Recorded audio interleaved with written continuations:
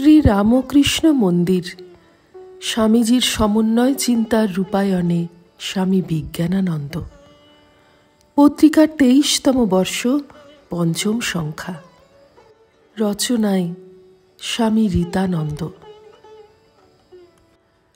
শ্রীরামকৃষ্ণ জীবন প্রভার এক অনুপম বিচ্ছুরণ স্বামী বিজ্ঞানানন্দ।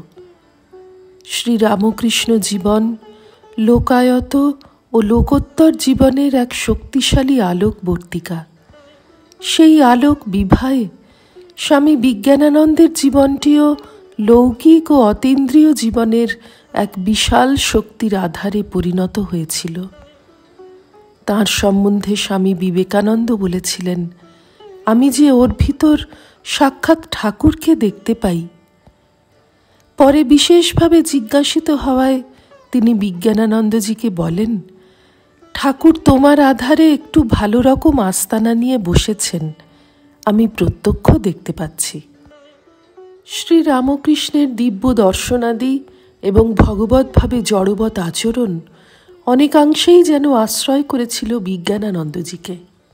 একদিকে আধুনিক বিজ্ঞান মনস্ক ও যুক্তিবাদী মানুষ, অপরদিকে ভারতীয় প্রাচীন সনাতন কৃষ্টি এবং ঐতিহ্যভূত ত্যাগ, বৈরাগ্য, তপস্যাময় কঠোর সন্ন্যাসব্রত অবলম্বন, এই সব কিছুর সমন্বয়ে বিজ্ঞানানন্দজির দিব্য জীবন শ্রীরামকৃষ্ণের এক অতুলনীয় সৃষ্টি।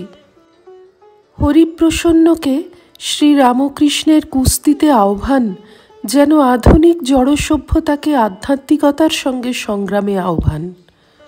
বাহ্যত হরিপ্রসন্নের জয় যেন জড়শক্তির, অর্থাৎ বাহুবল বা পেশি শক্তির জয়।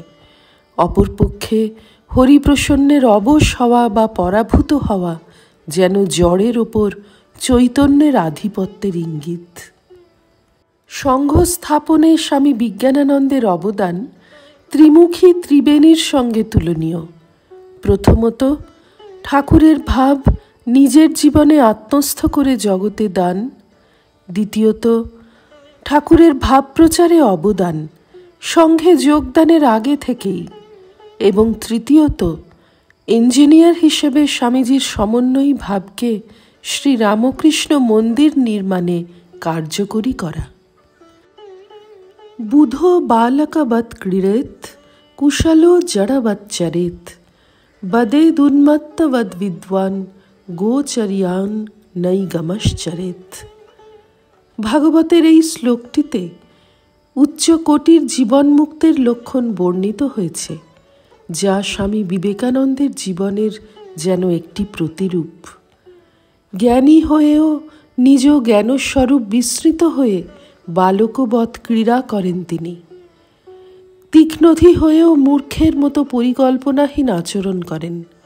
বিদ্বান হয়েও লোকচক্ষুতে জনপ্রিয় হওয়ার আশঙ্কায় উন্মাদবৎ কথাবার্তা বলেন এবং বেদরূপ সত্যে প্রতিষ্ঠিত হয়ে শৃঙ্খলাহীন গোবৎ বিচরণ করেন।